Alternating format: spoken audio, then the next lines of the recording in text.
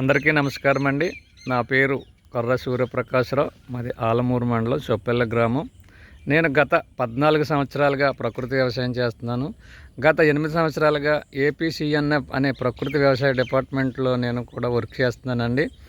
నేను గత సంవత్సరం అయితే ఇందులో బొప్పాయి వేసానండి. ఈ బొప్పాయిలో మామిడల్లం వేసి మామిడల్లంలో అంతర పంటగా ఆకుకూరలు చల్లి ఇవి పండించానండి. బొప్పాయి సక్సెస్ అయింది, మామిడల్లం కూడా ఆదాయం వచ్చింది. ఇది ఇప్పుడు ఈ సంవత్సరం నేను ఏమిటంటే ఇందులో పిఎండిఎస్ చల్లి అది రోటావేటర్తో దున్నేసి ఇది గొట్లు కట్టి రెడీగా పెట్టుకున్నానండి. మళ్ళీ కూడా ఇందులో చక్కెరకేళి వేయాలనుకుంటున్నాను. చక్కెరకేళి ఆ పిలక నాటాక మళ్ళీ పిఎండిఎస్ వేసి ఓన్లీ పిఎండిఎస్తోనే చక్కెరకేళి పండించాలి ప్రయోగాత్మకంగా నేను చేస్తున్నానండి.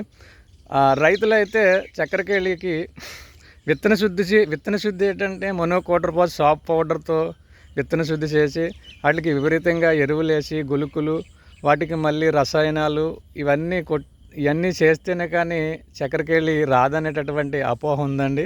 అలాగే పండిస్తున్నారు. చక్కెరకేళి అనేటట్టుకి పూర్తిగా విషపూరితమండి. అది ఆరోగ్యం అని తింటే అనారోగ్యంగా ఉన్నటువంటి వ్యక్తికి ఇంకా అనారోగ్యం పెరుగుతుంది.